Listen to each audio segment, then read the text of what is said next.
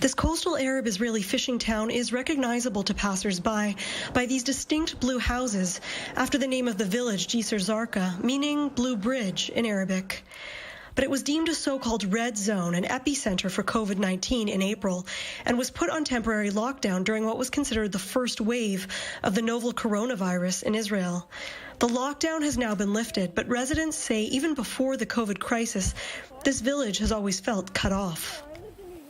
While it's just a short drive up the road from neighboring tourist attraction Caesarea, which also houses an affluent residential quarter, the differences are stark. Some 80% of residents here are registered as living below the poverty line, and the majority must work outside the village, commuting to larger towns for employment. The villagers complain they are discriminated against by the government. When we arrived, a protest was being held in the town square against the demolition of a fishing lodge, which authorities say lacked proper permits. Locals say the permit was still being appealed in court, and the residents say these demolitions happen often. Residents of Jisr Zarqa may feel totally cut off, but they're not. A group of Jewish Israelis from across the country have decided to come here for the summer, hoping to bridge societal gaps. If you look from an aerial view, it's like unbelievable. It's like completely different socioeconomic reality. These students are staying at the hostel known as Juha's House. Here they have spent the month learning Arabic and getting involved with local community. For students like Gabriella, this fishing town is very different from her home, which is in a West Bank settlement. It's a settlement, so every time I encounter with Palestinians, they look at me in this way, a settler.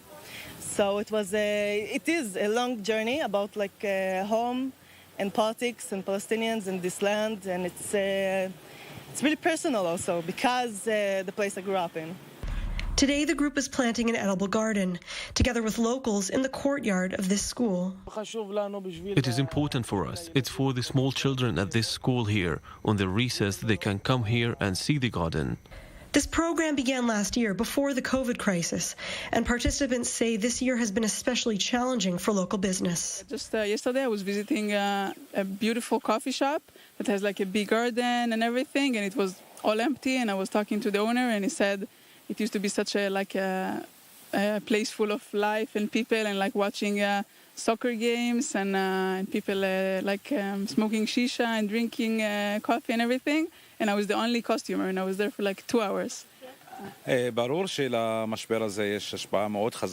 crisis had a very hard impact. Our customers like incoming tourists, and now we have none.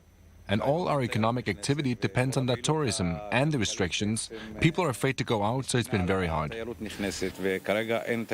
So as gaps between their societies remain wide, and perhaps wider still due to the COVID crisis, some here hope to build bridges for the future. Emily Rose, I-24 News.